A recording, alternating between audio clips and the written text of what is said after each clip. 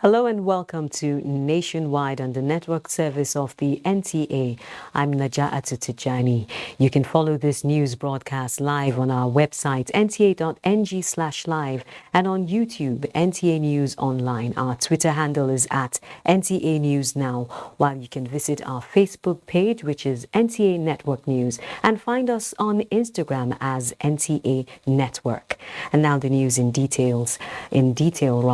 301 stranded Nigerians evacuated from the northeastern Ukrainian city of Sumy have returned home Saturday evening. The returnees, who are students who were trapped in the Ukraine war, landed at Nnamdi Azikiwe International Airport from Budapest, Hungary.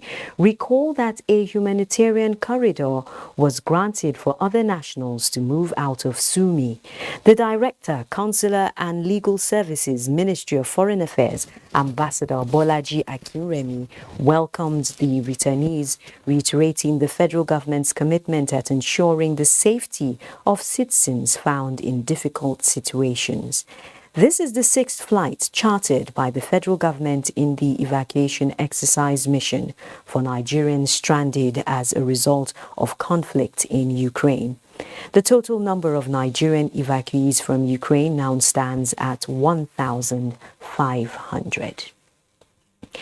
President Muhammadu Buhari has warned leaders and members of the All Progressives Congress to desist from name-calling and backstabbing ahead of the forthcoming March 26 convention, but to remain steadfast and maintain unity if the party is to continue on the path of victory and dominance at all levels throughout the country.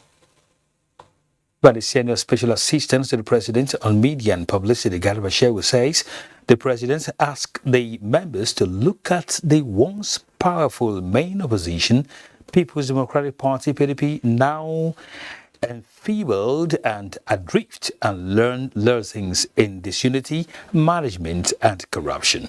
The statement added that as the country prepares for the long run-up to the 2023 presidential election, we all expect a robust debate on the issues that matter, and what is going in the APC should be a reflection of this, not the infighting we are seeing.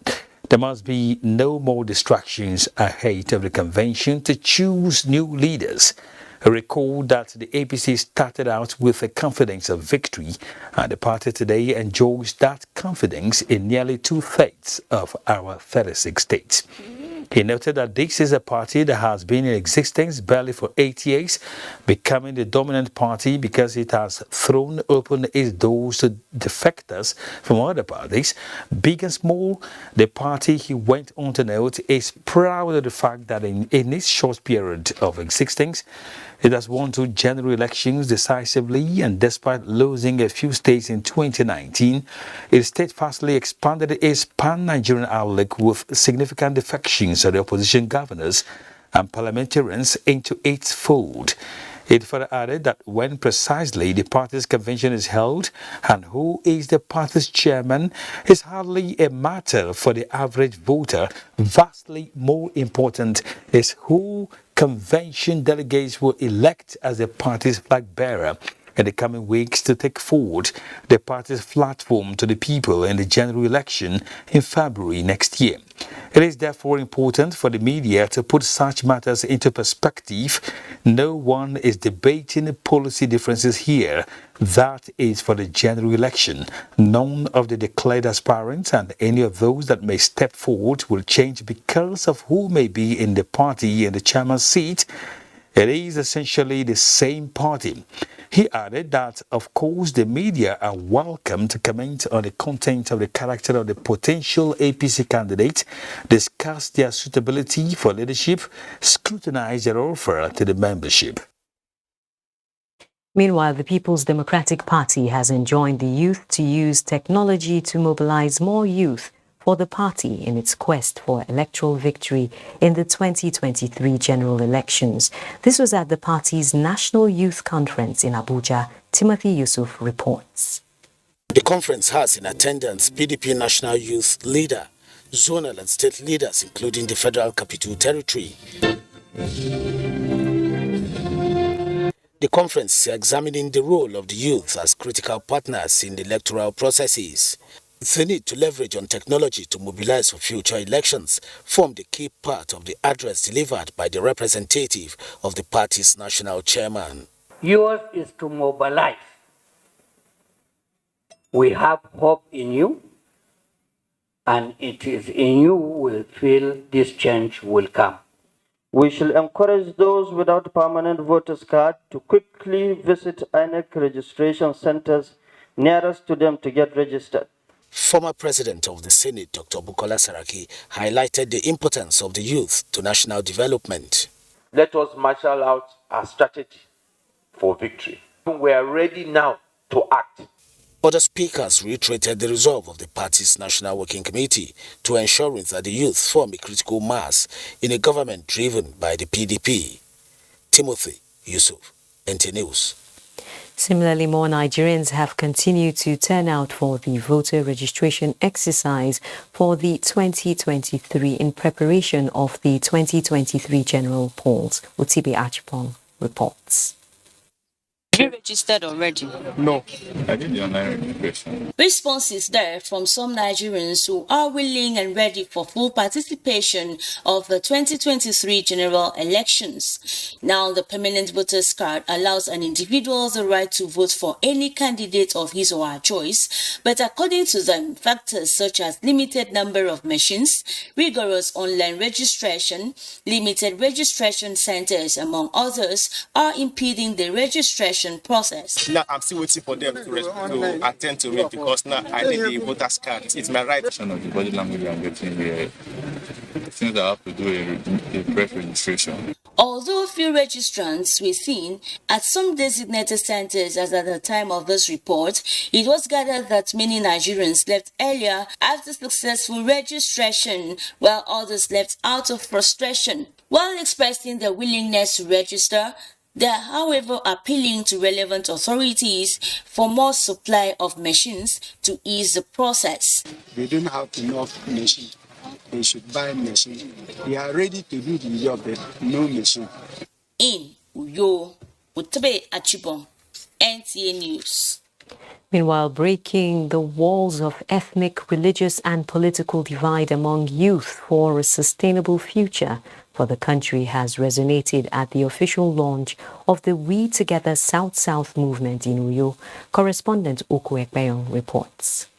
Together Nigeria is one of the latest political moves in the country to institute a new political vision where leaders in the country will put national cohesion first, devoid of political or ethno-religious biases. Speakers agree that if there must be a Nigeria of their dream, then there must be a collective effort where strong, vibrant values built on patriotic principles should be engaged and the youths should be the drivers. We are not saying we are going to retire the or some of the elites. No, we will work hand in hand with them. It is time for us to change our approach. And that is what we are trying to do now by identifying the majority of the population, which is the youth. And the only way to change the narrative is to get young people that can think about the interests of young people. The vision we have is to synergize the youth together, bring them together, inculcate an attitude of leadership so that we can build a nation where peace and justice shall reign. Participants drawn from the South-South states of the country and other geopolitical zones are optimistic that the awareness of this new vision of patriotism for the country is gradually being entrenched. I believe that will trigger a new wave of leadership in Nigeria. Like the name says, we together. So we need to come together, not letting the party define who we are. So I think the greater goal should be about the electorate, not ourselves. Women in politics. I want to see all the women in Nigeria getting involved in this great platform. Come and work with my fellow youth so that things will move forward. The We Together continues with its advocacy in the Southeast and other parts of the country. In Uyo, Oku, Ekpeyong, NTA News. And from Uyo, let's head to Lagos, where Adiola will take us through some of the events happening there. Over to you, Adiola. Thank you, Najatu.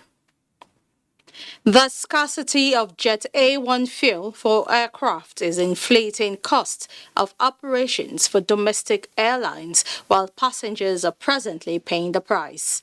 The impact is huge, but the Nigeria Civil Aviation Authority, NCAA, has given assurance of a quick solution. Michael Olaleye reports. The aviation industry globally is a highly commercialized market in which the exchange rate determines the value of all other intervening factors. From aviation fuel to other operational cost, conversion is done in dollars. The effect of this, however, is that airfare, like a gravitational force, is always on the upward trend. Recent developments surrounding the scarcity of Jet A1 is following the principle of demand and supply, in which price hike is expected where supply is low. Presently, the price of Jet A1 is put at about 700 naira per litre, creating an almost impossible mission for airlines to operate. I've been mentioning it for the past 8 years, if not 10 years, that the rate of ticket against the dollar is very low. It doesn't make economic sense. And they have been doing it because government has been subsidizing. In what form? Intervention fund. At the domestic wing of the Murtala Muhammed Airport, Lagos, aircrafts are not totally grounded, but their availability comes at a huge cost for the passengers, sometimes at around 40% increase. We cannot continue to have this kind of problem because it makes somebody not to be able to plan very well.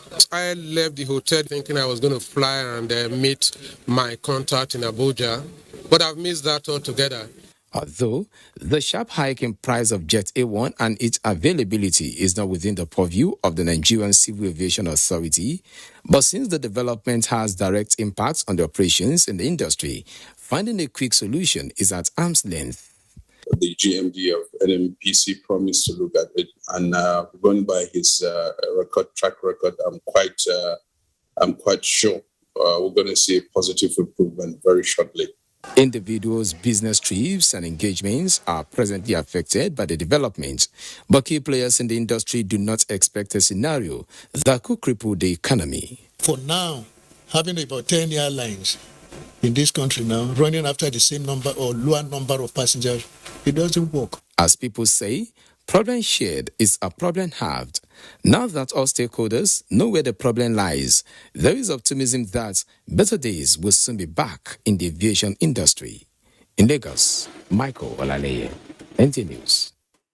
Now, as Russia increases its invasion in Ukraine, international affairs and political analysts have cautioned the North Atlantic Treaty Organization, NATO, and European Union, EU, to exercise restraint in deploying troops to Ukraine to fight Russia, as it might have a negative impact on global peace.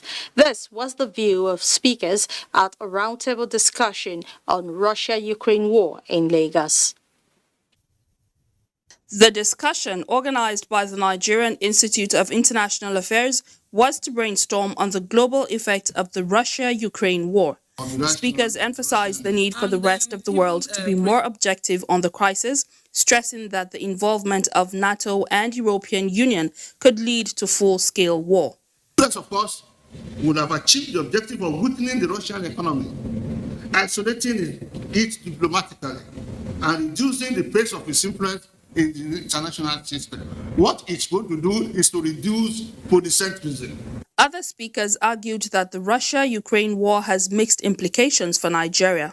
While the spike in oil price is a silver lining for domestic economy due to the expected boost in oil revenue, they however agreed that rising subsidy payment remains a fundamental challenge. The Russian has just signed an agreement with Nigeria. They did sign an agreement in 2019, according to which efforts will be made to complete their Jakarta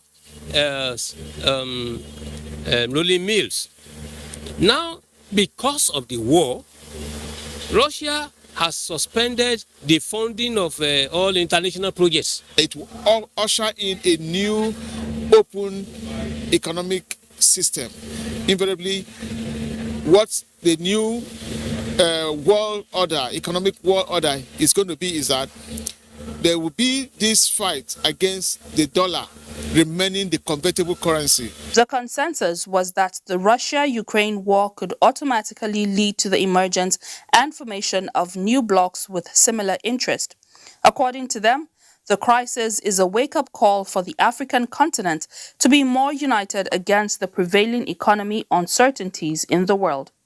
In Lagos, Ruth Ariel Samuel, NTA News. Those are the stories from Lagos. Time now to join Benin, where Obehi is waiting to bring us stories from that zone and nationwide after this break. But don't forget, you can follow this news broadcast live on our website at nta.ng/live, our YouTube page at NTA News Online. You can visit us on Facebook at NTA Network News, our Twitter handle at NTA News Now, and on Instagram at NTA Network for updates. We'll be right back to stay with us.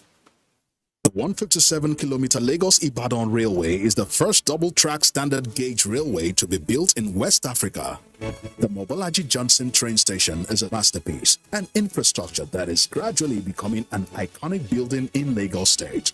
The modern facilities put the station on a world map of train stations. Likewise, other new train stations across the country built to world-class standards. The train and its convenience is indeed an admirable effort, with commendations from Nigerians. This is a station that we have to commend the federal government for putting a beautiful face, empowering us in Lagos State, not only in economic and political arena. I can say that I'm really impressed with the infrastructures in place. Kudos to the Minister of Transportations.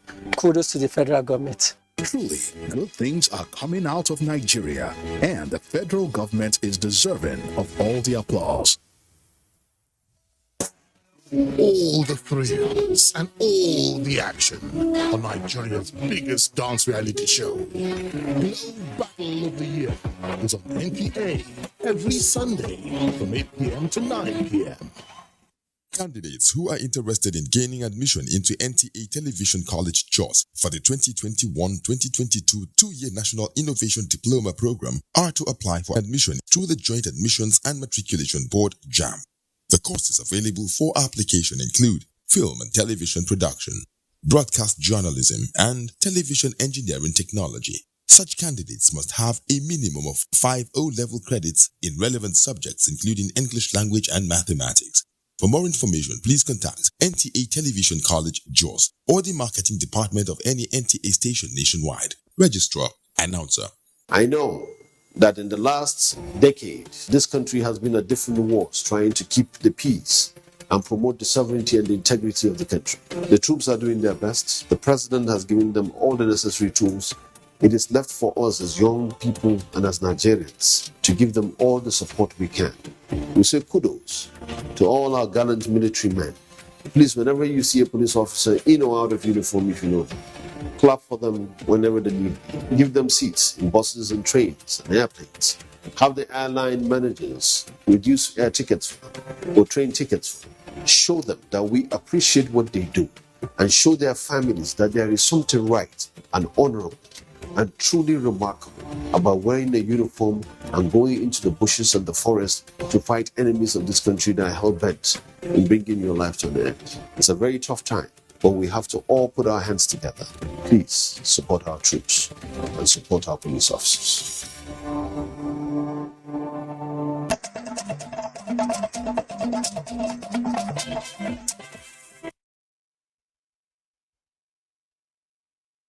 And welcome to Benin.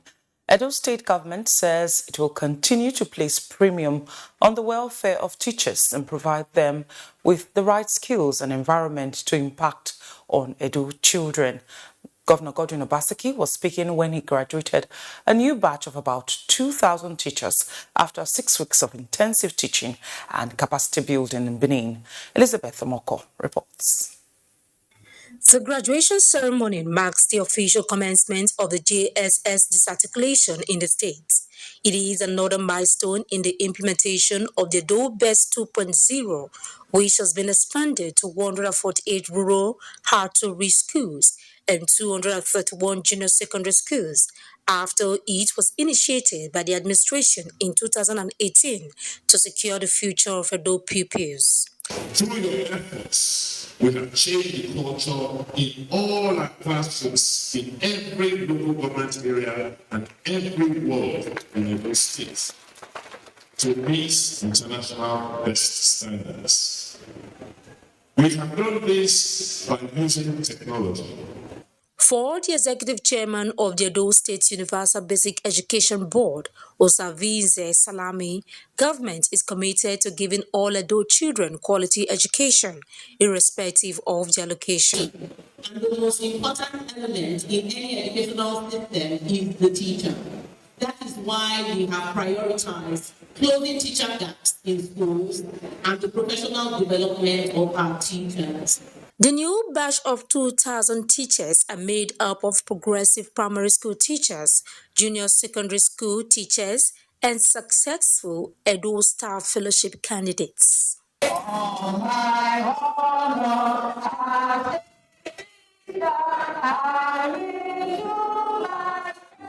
In Benin, Elizabeth Omoko, NTA News. And the Federal Road Safety Corps has reaffirmed its commitment to ensure a safer driving on Nigerian roads. This commitment becomes necessary in view of the recurring decimal of motor crashes along major highways in the zone. This was the focus of the 2022 quarterly Durbar organized by the Federal Road Safety Corps, Zone 5, Benin City. Dennis Temple has the report. Road motor accidents have become a major challenge in Nigerian highways. Between January to December 2021, statistics from Edo, Delta and Anambra states put crashes to about 700 and above. This is not also different in 2022, where the number of road traffic casualties have begun to rise. January to date have a total of 127. These figures keep increasing by the day, resulting to loss of life and property. This is why relevant stakeholders in Zone 5 Benin City, comprising Edo, Delta and Anambra states. They are very happy and they are resolved to be more committed to their jobs. So we expect this now to translate when they are on the road, more efficient in their duties, more dedications in their duties. The 2022 quarterly Durbar for the officers and men on the zone was described as apt, even as deserving institutions as well as members of the staff were awarded for their contributions in helping the command achieve its mandate. When staff are mobilized and their equipment to work on, Sky is going to be the beginning. We are thanking God for the grace He has given us and also thanking the ZCO for deeming it fit to give us this award. It is expected that the award will spur the officers to greater performance. In Benin, Dennis Temple, NTA News. And that's the size of our package from Benin. And please don't forget to follow us. This news broadcast live on our website, NTA NG Live, and on our YouTube channel, NTA News Online. You can also visit our Twitter at NTA News Now, our Facebook page, NTA News, NTA Network News, and on Instagram, NTA Network for updates. Let's now join Naja Atu in Abuja for more on Nationwide. Thank you, Obehi. And we're still in a celebratory mood here as President Muhammadu Buhari rejoices with the West African Examinations Council WAEC on the occasion of its 70th anniversary, which also coincides with the 70th annual council meeting being hosted in Abuja, Nigeria from March 14 to 18. In a statement, President Buhari, as a proud founding member of the foremost examining board for the people of West Africa, affirms that Nigeria values the shared commitment with other members of the Council and will continue to engage with other partners to achieve the Council's mandate of maintaining quality educational standards which prepare the next generation to meet the challenges of the 21st century as it has done for 70 years, bringing the English-speaking West Africans together to encourage academic and moral excellence through qualitative and reliable educational assessment. As delegates to the 70th Council meeting deliberate, reflect and celebrate the gains of the decades, the Nigerian leader urges them to remember the core values of excellence and integrity at the heart of WAEC and stand firmly by them. The president believes that just as member nations have survived a difficult year marked by the coronavirus pandemic and in some countries previous years of internal conflict, this cherished educational institution will continue to thrive as a world-class examination body. The Chief of Army Staff, Lieutenant General Farouk Yahya, says the Nigerian Army is boosting the morale and welfare of officers and soldiers to fast-track ongoing internal security operations. This was while inaugurating the headquarters Directorate of Physical Training Complex at Giri, Abuja. Defense correspondent Ismail Musa reports. With this brief symbolic ceremony, the Nigerian Army can now boast of a befitting complex for training and physical fitness of its personnel, a critical component of combat readiness. My plan is to gradually improve the equipment holding of the Nigerian Army, while also ensuring that personnel welfare, training, and accommodation are given the desired attention. We have already made tremendous progress in this regard, as there are various ongoing projects and formations across the country, with a good number of them already completed. These accommodations were also inaugurated to decongest army units and formations within Abuja Municipal. In line with the master plan for the development of the Muhammad Buhari Cantonment Giri, the Chief of Army Staff has also approved additional facilities for the Army School of Physical Training and the relocation of the Nigerian Army School of Public Relations from Lagos to Giri. The Army Chief had earlier inaugurated similar projects in Asaba and Delta State. From Giri in Abuja, Ismail Musa, NTA News. Now to agricultural matters. All is now set for the unveiling of Africa's largest maize pyramids. Kaduna State, being the country's largest producer of the commodity, is hosting the pyramids. Musa Aliu reports. Thousands of bags of maize were used to establish 21 pyramids of various sizes. The smallest consists about 40,000 bags of maize, each weighing 110 kilograms. The pyramids are expected to be unveiled by President Muhammadu Buhari on the 22nd of this month. Farmers have never got it right in Nigeria than now. The farmers at the grassroots are happy. The loans are getting to them. And this is the result for everyone to see in Nigeria. And here is a group of commodity associations on tour of the site before the inauguration day. If well harnessed, Nigeria will be another country of its own. It will improve the living standard of the citizenry, improve the economy, improve every aspect of life in Nigeria. That is the general perspective of agriculture. Bello Anurfuntua said after the inauguration, the maize will be handed over to the Central Bank of Nigeria as a loan recovery program of the anchor brewers. Is to provide enough food security in the country. If we are satisfied with what we have, then from there we cannot export. So therefore now, whatever we produce is better to leave it at home so that our people will be self-sufficient in terms of maize or in terms of food security. Yeah, we ensure that the farmers are being guided properly, especially when it comes to farming, using the best agricultural practices when it comes to farming, from sowing to harvest. Nigeria remains the largest producer of maize in Africa, with output of more than 20 million tons annually, while the yearly national demand of the grain was put at 17 million tons as at the end of 2021. From Kaduna, Musa Aliyu, NTA News. The Nigeria Meteorological Agency NIMET predicted onset of rainfall in the month of May for central states and June to July for the north. However, it's 2 weeks into the month of March and the rains have begun. What are the implications of the early drops for Nigerians, particularly farmers? Charles Alpha tells us. After the drought comes the rains, and the thirst in the ground is satisfied once again. And then farming activities will begin. This is the most anticipated period in the life of an average farmer. Earliest onset of the planting season of 2022 was expected around 28th of last month. Farmers, because of these predictions, were advised to commence planting, and that in the coastal states like Akwa Ibom, Bayelsa, Cross River, Delta, Edo and Lagos, Ogun, Ondo and River States, dry spells were predicted could set in from May to August with different levels of severity.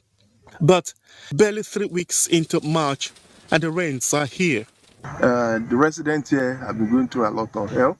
It's been very, very hot, and you can't tell me that you have a nice sleep because of the peculiar nature of the weather. And so the rains that we have seen in the recent past, including overnight, it's a welcome development.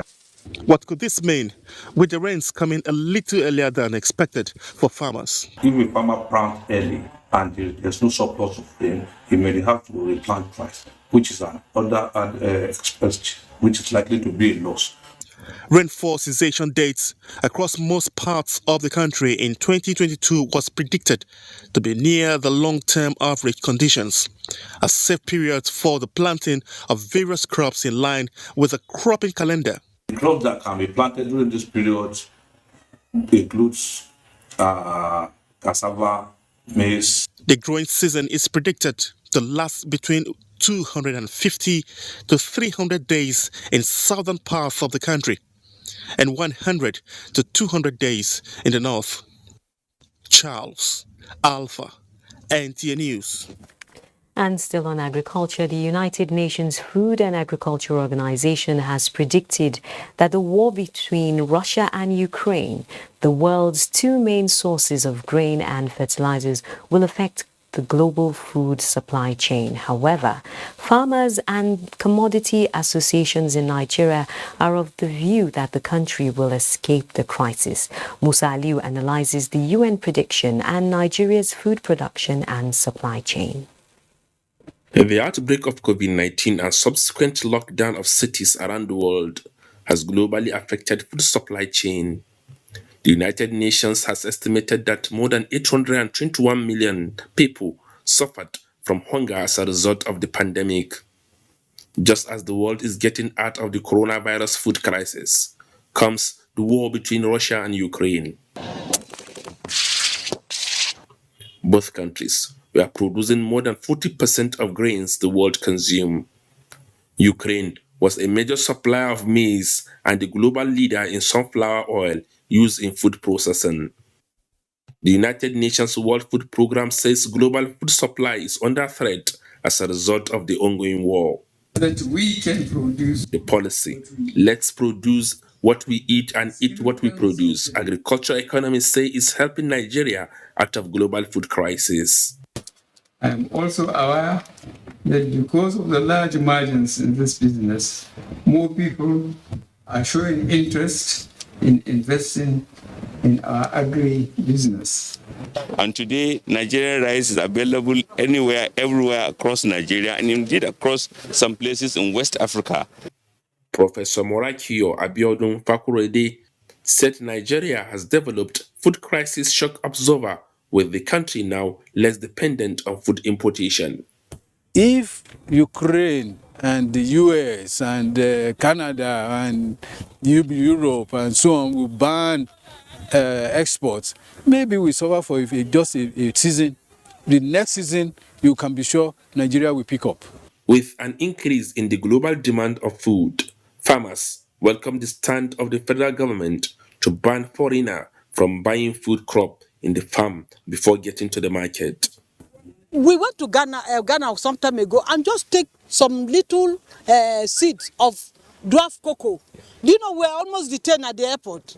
And sometimes they use our people to penetrate the farm gate. Draw the link in all these powers, all these processors, all these farmers, all these research institutions, all these transporters, all these financial institutions, insurance and so on, bringing them together and working as one for the good of our country. Records revealed that about 12 African countries relied on Nigeria for the supply of grains. Musa Aliyu, NTA News. Thank you, Musa. Let's now join our Sokoto Center for more stories with Asma'u.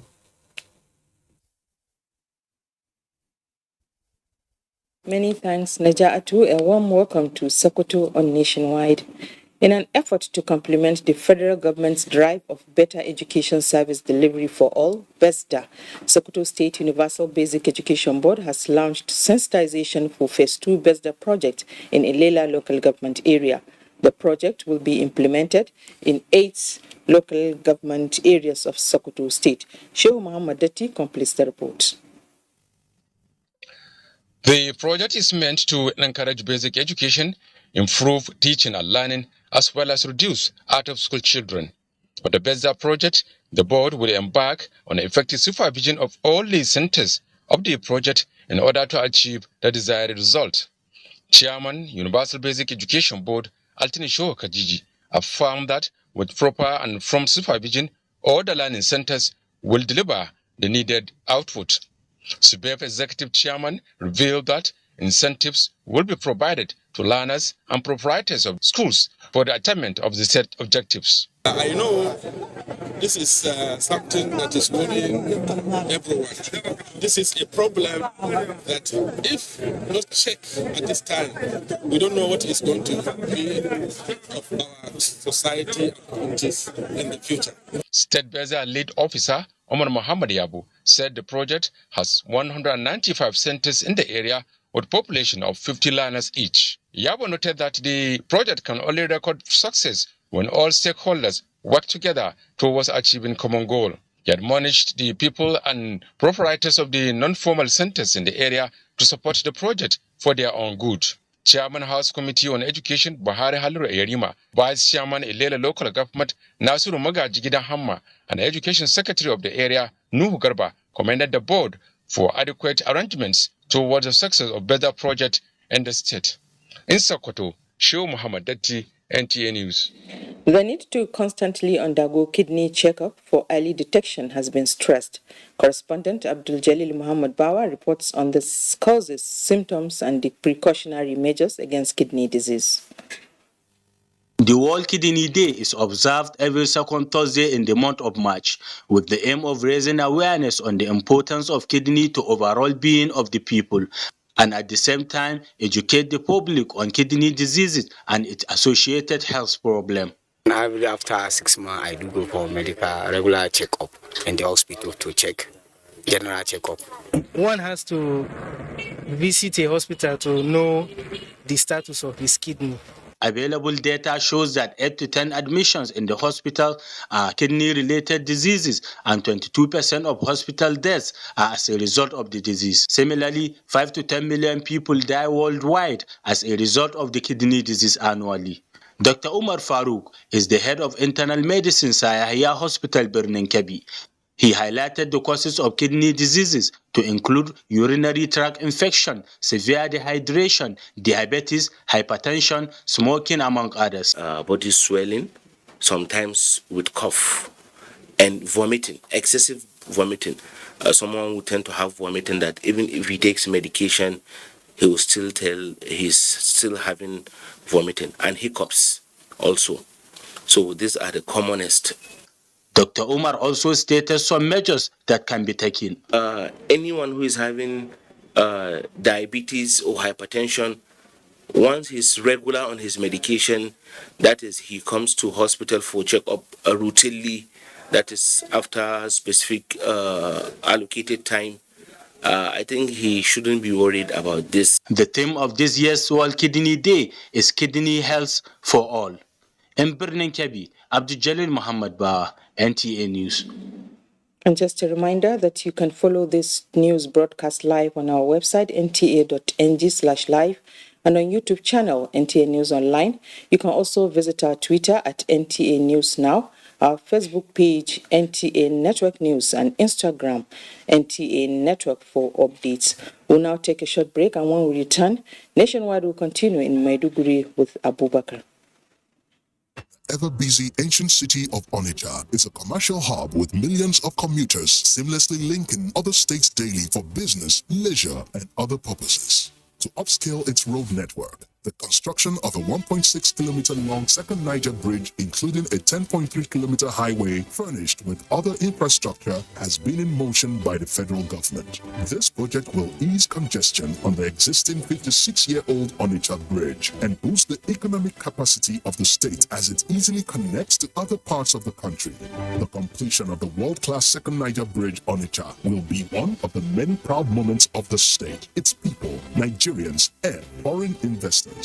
Onitsha, which hosts the largest market in Africa, is geared up to boast of an impressive road network. Once again, these moments are made alive by the federal government, and it is deserving of all the applause. Proficiency courses to sharpen your professional skills. Computer appreciation for media practitioners. Date 21st February to 28th February 2022. 1 week. English grammar and pronunciation for broadcasters. Date 1st March to 25th March. 4 weeks. Administrative principles, processes and practices. Date 11th March to 31st March 2022. 4 weeks. Modern trends in broadcast media marketing. Date 14th March to 13th April 2022. 4 weeks. Basic broadcast accounting and auditing. Date 4th April to 19th April 2022. 2 weeks. The course fee for the 1 week course is 100,000 naira per participant. The fee for the 2 week course is 150,000 naira, while the course fee for the 4 week course is 180,000 naira only. Accommodation inclusive. The venue for all courses is the serene and secure environment of NTA TV College, Mayor Old Government House, Rayfield, Jos. For more inquiries, please call 0803-314-4383 or 0806-980-9807. NTA TV College, training you to be the best you want to be. From dusk to dawn, 24 hours a day, NTA International is with you. In your living room, office, and everywhere, anywhere. We provide a company you desire in terms of balanced and up-to-date news, programs, and the best of entertainment.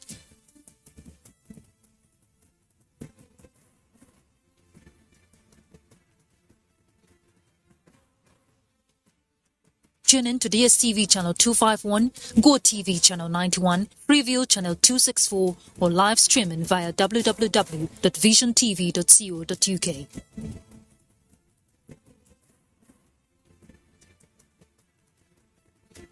You can also see us on Facebook and YouTube for quality content on the go. NTA International, Africa's window to the world.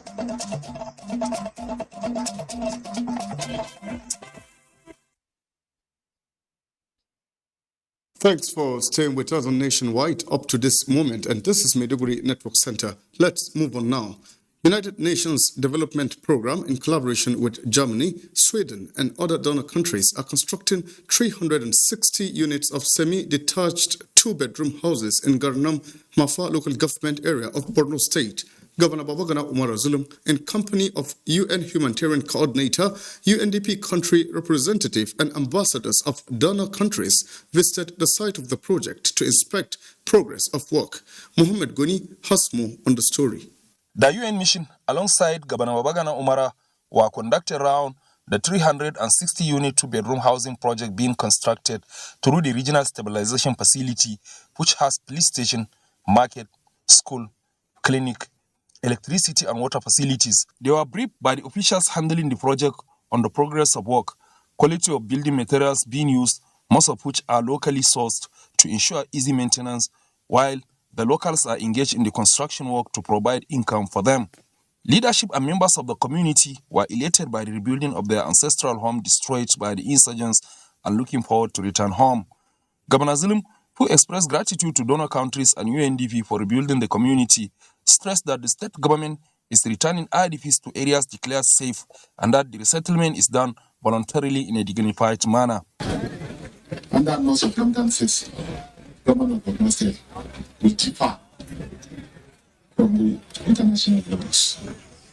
We are still following all the international conventions. And on behalf of the entire UN, I first of all want to recognize the governor for what he's doing for us. We're very proud to contribute to this rebuilding of the community. And I hope that this will contribute to bring a better future here. Borno government was clear in terms of what it wanted in this area. The mission had earlier paid courtesy visit on Governor Zulum at the Government House, Maiduguri, where issues of continued partnership and support to the state government were highlighted. In Maiduguri, Mohammed Goni, NTA News. Borno State government says it will continue to accord priority to any concept that will fast-track the economic viability, growth, and development of the state. Governor Babagana Umar Zulum made this statement while inaugurating the newly built Borno Investment Limited office in Maiduguri. Here are more details of the story. Inaugurating the multi-millionaire two-story building of the Borno Investment Company Limited, which comprises 22 offices, a gatehouse, standby generator, parking space, and a restaurant, Governor Babagana Umar Zulum congratulated management and staff of the organization over the achievement and implored them to use it in boosting the revenue of the state for sustainable development. The governor, who was conducted around various sections of the edifice by the managing director, Borno Investment Company Limited, Mohammed Bukar Umar, reaffirmed government's commitment to support any initiative that will aid the revival of commercial activities in Borno, considering the series of setbacks caused to the economy by insurgency. Governor of the leadership is very much aware of the commitment of the managing director of this company. We shall do everything possible within the resources that we have to invest in this company. Directors of Borno Investment Company Limited and some personalities in the investment sector described the inauguration of the office by Governor Umara as a clear demonstration of his unwavering determination to put Borno on the path of greatness. Borno Investment Company Limited has been operating without a permanent office since 1987, before this intervention by the present state government. And just before we leave you, do remember that you can follow this news broadcast live on our website, nta.ng/live, and on our YouTube channel, NTA News Online. You can also visit our Twitter at NTA News Now, our Facebook page, NTA Network News, and Instagram, NTA Network for update. Let us at this point return to Najatu in Abuja for the last segment of Nationwide. Do enjoy the rest of the weekend. Thank you, Abubakar. Beyond the spiritual upliftment of individuals and communities, Vice President Yemi Osinbajo wants religious leaders to use faith to promote peace and ensure prosperity and development for people and societies. They said this. Vice President Osinbajo stated this when he received the Senegal-based Grand Khalifa of the Tijaniya movement worldwide, His Eminence Sheikh Muhammad Umar Ibrahim Niass. State House correspondent Jide Onifade reports. Welcoming the Grand Khalifa of the Tijaniya movement worldwide, Sheikh Muhammadu Umar Ibrahim Niass, to the presidential villa in Abuja, Vice President Yemi Osinbajo stresses on the importance of religion in human development, saying religious leaders must use faith to promote peace and prosperity for the people and to work together to ensure that the people benefit from religion. Vice President Osinbajo praised the leader of the group and commended the Tijaniya movement for its progressive ideals and compassion for the needs of the people. The Vice President then described President Muhammadu Buhari as a model of a leader who accommodates people of different religious backgrounds, citing his relationship with the President spanning over 7 years as a perfect example. Taulu Akonde is the Senior Special Assistant to the President on Media and Publicity in the Office of the Vice President. The Vice President welcomed them and they had an interaction, and the Vice President expressed the importance of religious leaders working for the benefit of the people, using religion to benefit the people. Responding, Sheikh Niaz, who spoke in French, thanked the Vice President for the opportunity to meet with him and his delegation, while describing the Vice President as a great personality, the type needed both in Nigeria and Africa. The Tijaniya leader also expressed the group's sincere gratitude to President Muhammadu Buhari for his support while praying for his safety and that Nigeria will overcome all its challenges. The Vice President promised to convey the Sheikh's warm greetings and appreciation to the President. In the State House, Jide Onifade, NT News. Vulnerable people in communities under the hydroelectric power producing areas are taking advantage of a 4-day free medical and surgical outreach aimed at providing quality healthcare services. The gesture, courtesy of the Hydroelectric Power Producing Areas Development Commission, was flagged off at the Mekunkile area of Minna, Niger State. Fatima Aliu reports. The free medical and surgical outreach focused on checks on hypertension, diabetes, arthritis, hepatitis and malaria. Other areas of concerns which received the attention of the medical personnel at the IPADEC-sponsored outreach include eye checks, surgical operations for hernia, lipoma, among others. I'm very appreciate that the federal government, the IPADEC, bring this program. I bring my wife, my mother, my father. They attend them very successfully and we didn't pay any money. We are happy and excited about it. I normally traveled to Kaduna to see a doctor for my son's eye problem. I thank God this has brought some kind of relief for my family. The exercise, which is taking place simultaneously in 36 local government areas of the 6 states under the commission, is aimed at improving access to social services through quality health care.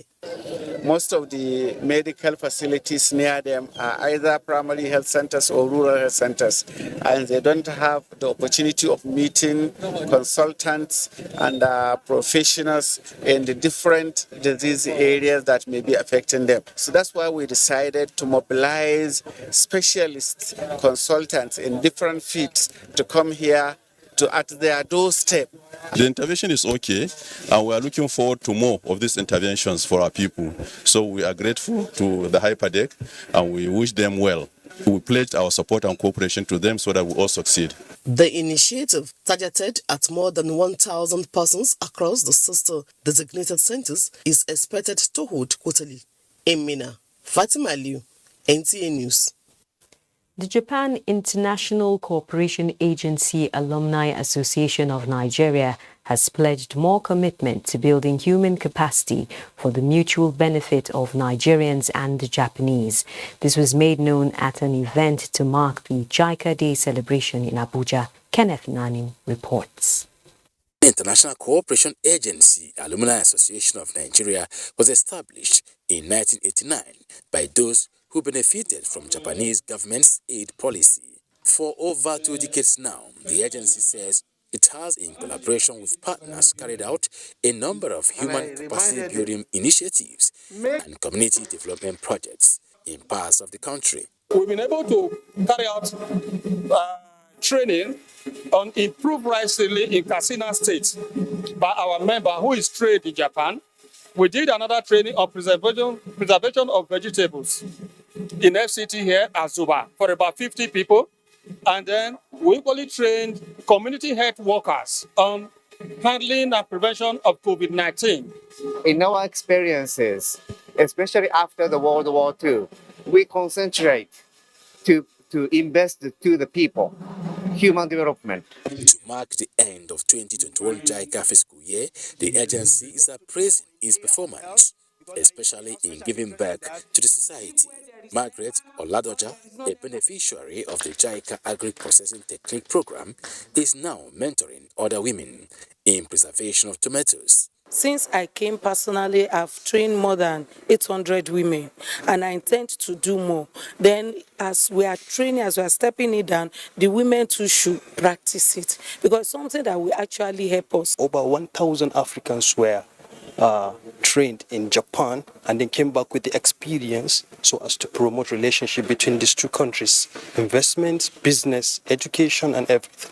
For the members, the day highlights areas of cultural integration and mutual benefits, as well as other bilateral cooperation amongst the two countries. Kenneth Nani, NTA News. Up next is Sports Update.